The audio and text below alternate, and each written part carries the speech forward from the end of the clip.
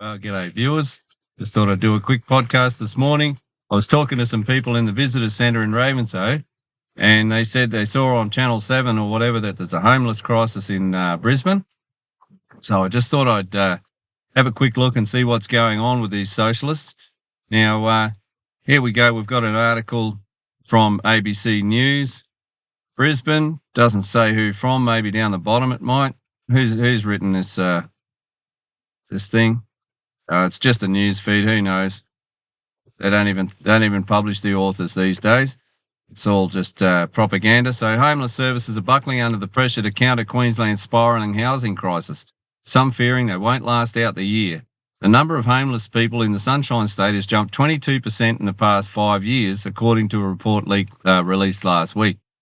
Now, yes, some of the reasons for this, people fleeing Victoria because of the draconian socialist communist pig that runs the joint, supposedly runs the joint. He doesn't really. People just denied him the right to run the joint. It'd be fine. You don't need a fearless leader, you know. This is not the 1930s. But anyway, people are fleeing the communists. And let me carry on. That's almost 3 times the national increase. Goodness Street Life, west of Brisbane, has put on extra staff and service to field the countless calls for help they get every day, but has left their margin razor thin. Well, that's an economic thing too, isn't it? It's devastating. The situation right now is dire, Vice President Steve Purcell said. These calls, they don't stop coming, and they're coming in at the moment at an alarming frequency, and it's just getting worse and worse and worse. So what's going to happen, trendsetters, is eventually they'll just shut the phone off. Let me read them some more before I comment, and then I'm going to comment on another news story as well on the communist Queensland government's reaction to this. He said the service, which has run for 8 years, may not survive this one. Our payroll has increased significantly, but we don't get any funding. So that's been a huge burden for us to try and manage, Mr. Purcell said. So here we go with the socialist, communist, fascist bullshit. We're at risk of closing down. Without the service, Kevin, 37, would be stuck on the street, whoever Kevin, 37 is. I've just come out of a job at the moment and just trying to get on Centrelink is a struggle without the right paperwork. Then I went to a job network today, but they wouldn't take me because I'm not on Centrelink. This is the merry-go-round of, you know, having a monopolies in charge of, you know, job seeking. Without money, without internet access, without access to your birth certificate, it's hard. A report by the Queensland Council of Social Services and the Town of Nowhere campaign forecasts more than 220,000 households in Queensland won't have affordable housing within 20 years. I'm not quite sure what that means. Mr. Purcell said the charity was bearing the brunt of increased costs. The government will give me money to buy a piece of equipment or to start a project to help put funding into a traineeship. Sounds like a Chinese person in the 70s. We need the government to give us money. It sounds like a Soviet. You know, we're there to fund the bureaucracy. They won't give me money to pay for the electricity to keep the lights on in the homeless shelter. They won't give me money to pay wages for counsellors so I can provide that support and help people overcome these problems. I've got my hand out. I think that money comes from the government. St. Vincent de Paul Chief Executive Kevin Mercer said the number of people coming to them has skyrocketed. Typically, they get 200,000 requests for help a year. This financial year, it's already at 215, which is double. Basically going to be double, and it'll probably go exponential, so it might be 600,000 people if they can answer that many phone calls. Every day, our members are out in the community supporting the most vulnerable Queenslanders, and they're seeing increases of 20 to 30%, depending on different parts in Queensland, in the number of people that are coming forward for assistance, he said. It will get worse and probably will. Paul Tomasini, Chief Executive in the In community in Ipswich, southwest of Brisbane, said the biggest problem was the undersupply of housing. Now, why do we have an undersupply of housing? Let me talk about that in a second. We're in extreme housing tightness all around the state, and then it leads to putting an extra pressure on services because even if we can provide support to people, the exit points are really difficult for us, he said. The issue is that it can get worse, and it probably will until we can get housing stock built on the ground. We've got to make sure social support and income support mechanisms are at the right level to sustain people with the increased cost of living and get all these settings and safety nets right so that we can sustain people through this period of time until we can get to the point where we've developed more housing stock for people to live in. This is double speak for, if we can just centrally plan the economy just right, we can get it just right. No, you can't. No, the government can't. No one can get it just right apart from the free market. You're all standing there waiting for a loaf of bread to come from the government. And what does the government produce? Nothing. It doesn't make a profit. It's in massive amounts of debt. It's a bureaucracy. It's not a business. It can't produce anything. How could you? And we're talking about the income support mechanisms that are to sustain people with the increased cost of living. Where do you think the increased cost of living comes from? All the stimulus, all the giveaways, all the government money. The fake, counterfeit, printed up, bullshit, debt issued currency is the increased cost of living. Now you're asking for more of it. We need more of it. This is these people don't understand economics. I'm very sorry to say they're poorly educated in economics. If they understood that the increase in government spending is the reason for the cost of living going up, and the shutdowns, all the shutdowns will shut the economy down and stifle production. That's where you get an income, increased cost of living. So that's on the one hand. On the other hand, we have all these new laws that were passed in the last couple of years. We had the government tell tenants they didn't have to pay their landlords if they lost their job because the government shut the economy down.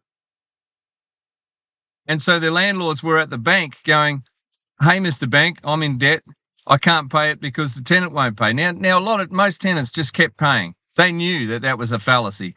They knew there was something wrong with living there for nothing, and that one day it would catch up with them. So 99% of tenants carried on. They just took no notice of that, thankfully. But that's a warning across the bow. That's a clear message to any potential landlord. Don't you be a landlord, because the government can control what happens with that property. Another point, if you want to, rent your house out, you've got to make sure there's hardwired smoke alarms in it. That's $2 or $3 or $4 grand, and wait for months for someone to turn up and do it. Then you pass laws to say that you can't tell a tenant they can't have a pet.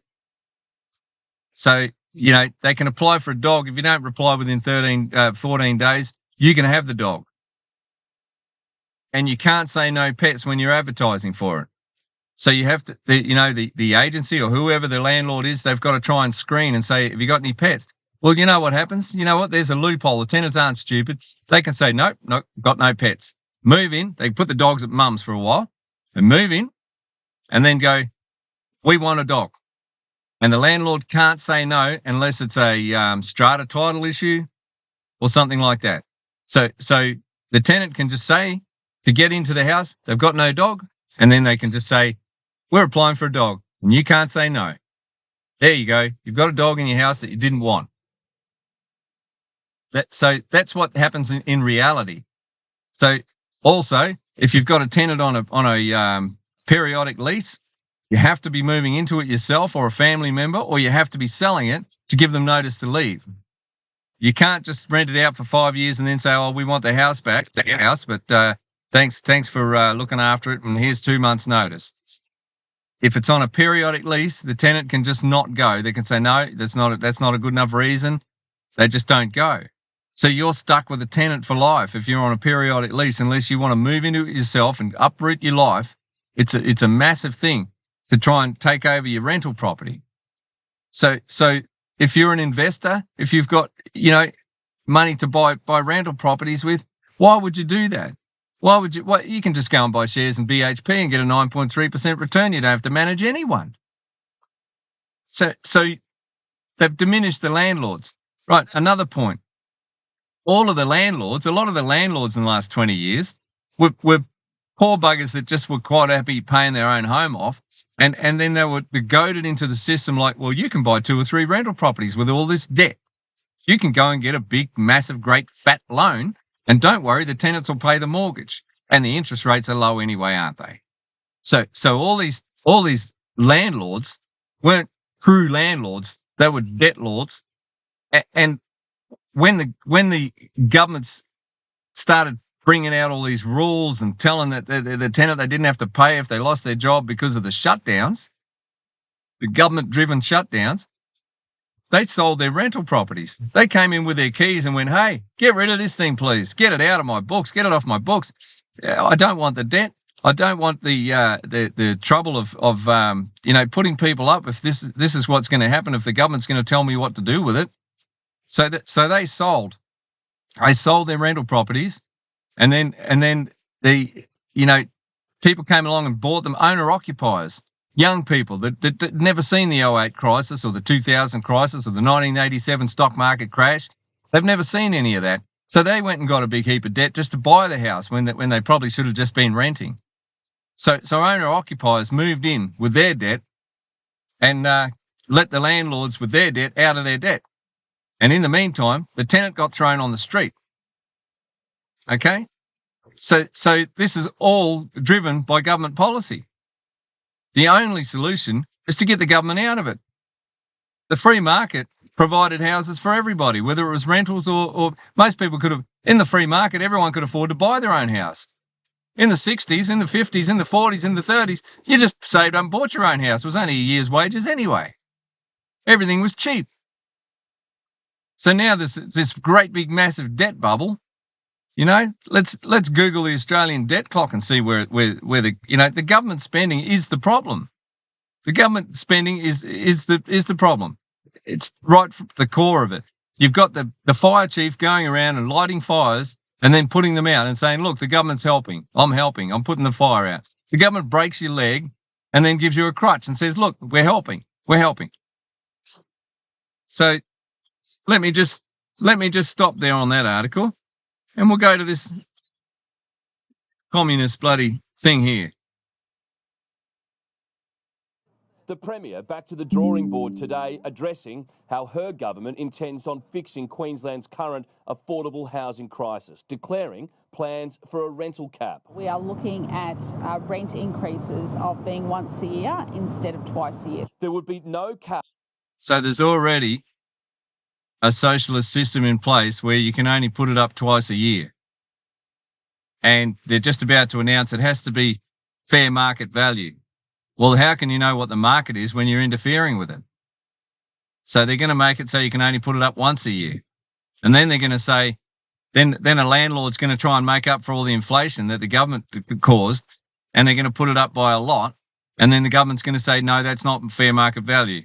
So these are price controls, guys. These are price controls. And you know what happens with price controls? Lack of production, lack of supply. If the bakery, if it costs them $20 to make a loaf of bread and the government says you can only sell it for $15, that's communism. And that's how you close the doors. You go, well, I'm not going to make a loss of $5 a week or $5 a loaf until I go broke and I can't pay my workers, So you close the doors. You go, no worries. I'm not producing bread anymore. They did this in the 30s in the Depression. Let's listen to this communist rubbish. Cap on the amount a landlord can increase a tenant's rent, but a weekly figure must remain within what's considered current market value. You really should look at who decides? Who decides what's current market value? Huh? Apart from the landlord and the tenant. That's the free market. There'll be some arbitrary commission set up. Sorry, that's $10 a week too much. What's causing that price to go up, and it's usually demand. Trevor Rawnsley is the CEO of the Australian Resident Accommodation Managers Association. Instead of a cap, he's calling for new rules to create rentals. What about the inflation, Trevor? You don't understand the inflation's putting the prices up, mate, and the lack of supply and all the rules I just spoke about. Demand. Supply by banning detached houses or granny flats from the holiday and short-term. So now we're going to ban something. You communists. Trevor's going to ban. I propose we ban these people. We control these people. What are they going to do with their short-term accommodation and everything? They're going to dump them on the market if you're going to tell them what to do with it. What, are you going to set up a government body? You're going to have a bureaucrat in an office going, yes, no, that's semi-detached. You can't put that in the short term. You know, this is all an attack on Airbnb and freedom. And you know what it does? Causes even worse. The solution is worse than the disease. Let's have a listen to this communist. And rental market. There could be Queensland families living in those houses. In isolation, it won't fix the housing crisis, but it will contribute greatly to an increase in available rentals. Tomorrow, the Premier will host another housing summit, the government's second. She will be joined. And what's the unseen there? Well, it also destroys the income of people that like to do short-term accommodation with their own, supposedly their own property. I mean, it's not really their property. They're renting it off the council. You try not paying the rates for 3 years, they'll sell you up. So it's not really yours anyway, but now it's even less yours. Joined by advocacy groups, stakeholders and property experts. Look at these smiling assassins. They'll discuss how best to help put Queenslanders in affordable living. And they just make you sick. of course, our ministers will be there and they'll be able to continue on the discussions. The backdrop for the Premier. Oh, the ministers will be there. Nothing to do with the market. Nothing to do with the. What about the people that are involved? What about the actual property owners? Media conference, Eagle Farm, a new Brisbane housing factory. Inside, prefabricated homes to be built and shipped to rural parts of the state to house teachers, nurses and police officers. This is Australian leading, what we're announcing here today. Like, this is accommodation that can be built in 12 weeks. We're aiming to get around 70 of these out this year. In addition to the rental cap debate, the Premier will also tomorrow be discussing house and land supply issues, not just here in the southeast, but across the state, and how to make it more sustainable for Queenslanders to rent homes here across the state. That meeting tomorrow, Andrew and Melissa, will be set down here for 1 o'clock at Parliament House. But interestingly, today, the opposition has hit out at the Premier, criticising her for the length of that meeting. It is only set to take an hour, but the Premier has declared that it will take far longer than that because there are so many issues to discuss. And of course, Melissa and Andrew, we will break that down for you tomorrow right here on 9 News. Thanks, Pete. Terrible, isn't it? We're all sitting around waiting for a politician to make a decision on their own disaster. Watch this space, guys. See you on the next one.